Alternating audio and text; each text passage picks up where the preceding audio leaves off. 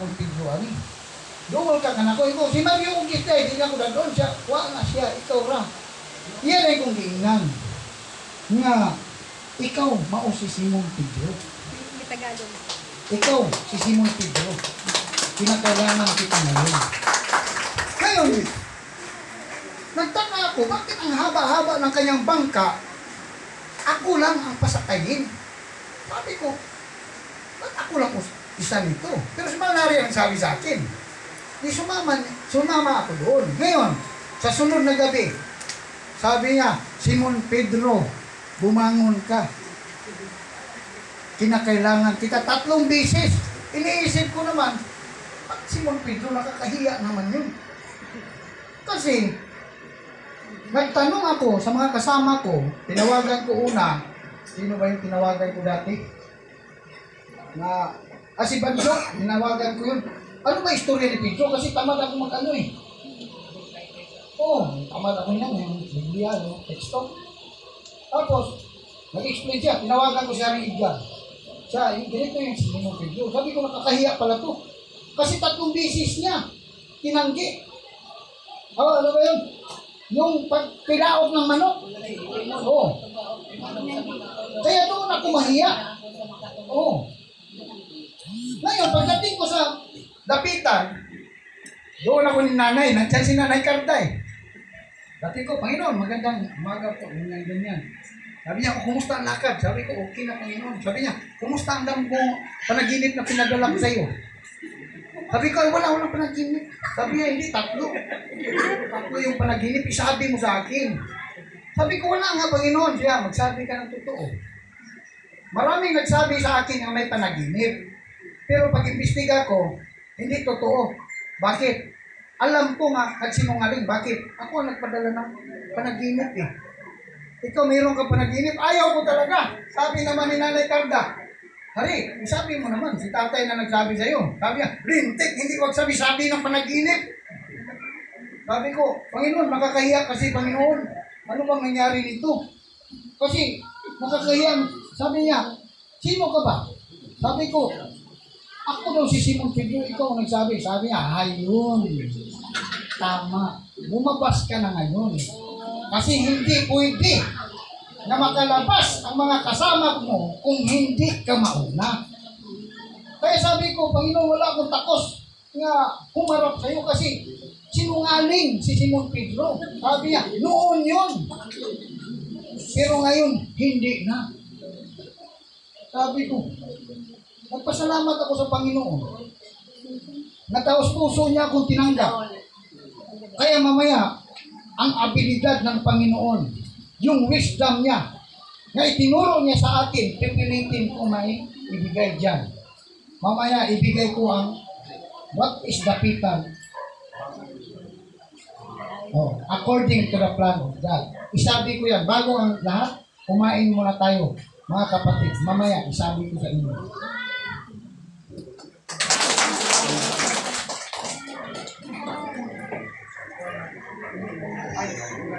Ay mga kapatid, during the time na pumunta ako rito, kasi ang utos pala ng Panginoon sa akin, kinakailangan ang kapatid ko nga si Judge pumunta rito. Sabi ng Panginoon, hindi ko pala pwedeng kalimutan ito, pumunta ka ng Cavite. Kasi siya ang regional director ng Region 4. Kinakailangan, kung may okasyon, doon ninyo gaganapin sa aking bahay. Kaya pinapaliwanag ko sa aking kapatid na si Haring Sani Pilapila na ikaw man ang ama dyan. Kami, handa kaming kumabit sa iyo. Kasi Cavite ito. Kumabit kami. Sapagkat ikaw ang kapatid namin dito. Kinakailangan hindi tayo maghiwalay-hiwalay nito. Kung meron mang hindi na pagkaunawaan ngayon, sabi ni Manari, sabihan mo si Haring Sani, Judge, huwag ka magalit, no? Sabi ko lang sa'yo kung anong sinabi ko sa'yo. Kasi inutusan ako ng Diyos. Puntahan mo si Haring Sani. Kilap-kilap. Sabihin mo na mayroon siyang sakit. Ngayon, mayroon siyang sakit. Tapos, sa kanyang sakit, isabi mo na. Isabi mo sa kanya na wala ang kanyang wisdom. Kasi nakalimutan na niya. At isabi mo sa kanya na kung mayroong okasyon, dito niya igaganap sa bahay na aking itinayo. Sabi niya. Kaya dito kayo magbuklod-buklod ngayon. Magkaisa kayo. Kaya tuwang-tuwa ako nga tinanggap ako ng aking kapatid. Pero bago niya tinanggap, sinasabi ni Manahari, sabihin mo siya na mayroon siyang sakit. Ang kanyang espiritu malakas, active, pero ang kanyang katawan mahina. Kung hindi siya kikilos, alisin ko ang kanyang espiritu, ilibing ang kanyang katawan. Kaya patawarin mo ako dyan. Ano ang sabi ng Panginoon? Ibigay mo lang ang katotohanan sapagkat ang katotohanan, yun ang magpalaya sa atin. Kaya, ibinigay ko. Ngayon, kinausap ko ang aking kapatid, taos puso naman niyang tinanggap. Kasi pagtingin ko sa aking kapatid, mura na siya karaang rugby boy. Sobrang nakaitim. Ngayon, walang kasigla-sigla.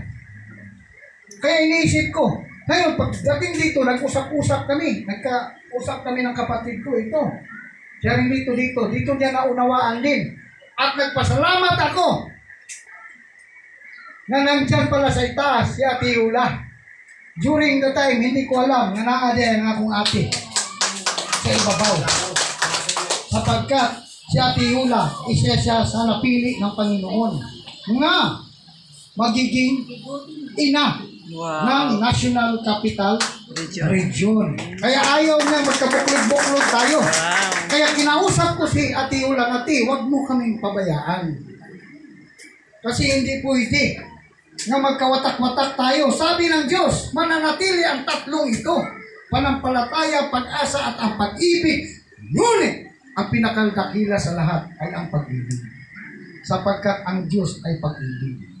Kaya mga kapatid, meron pa sana akong isabi sa inyo na ang mga Maria noon, meron sanang lalabas na ngayon pero pinigilan ng Diyos. Kaya ngayon, ang tabayanan natin kung kailan ipakilala ng Diyos ang isa sa mga Maria na paparating sa paparating na panahon. At dito na lang, kumain muna tayo.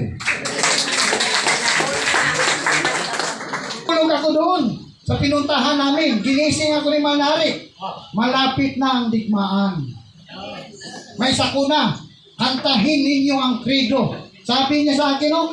Credo in onum Deum, Patrim omnipotentem, Factoris Filii Terra, Visibilium omnium, et invisibilium, et in hominum Dominum Iesum Christum, Filium Dei unigenitum, et ex Patre natum ante omnia saecula, Deum de Deo lumen de lumine, Deum verum de Deo verum, genitum non factum consubstantialem Patri percemo ia facta sunt, que propter nos homines, que propter nostram salutem, descendet in celis, et incarnatus est de Spiritum Sanctum, ex Maria Virgini, et homo factum crucifixus etiam pro nobis, so Poncio Pilato pasos et sepultos est, et resurrexit tertia Dei, secundum scripturas, et ascendit in caelum, sedet ad dexteram Patris, et iterum venturos est cum gloria judicare vivos et mortos hoius reni non erit finis, et Spiritum Sanctum Dominum et vivificantum, et ex Patre Filium que procede, que compatrit Filium, simul adoratum que cum reificator que locutus esper profitas, sit unam sanctam catholicam et apostolicam ecclesiam confidium unum baptisma in remissionem peccatorum, et expecto resurrectionem mortorum, et vitam ventur seculae. Amen.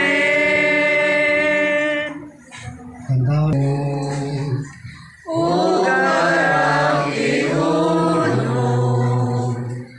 ang justisya, labaw sa matanan, matamis ikaw, Ginoo, matamis ikaw, Ginoo, pasayloa kaming tanan, pasayloa kaming tanan, o kasing-kasing mo Diyos, na puno na sa gugma, manalangin karon among kananon, aron makahatag ka na mo kata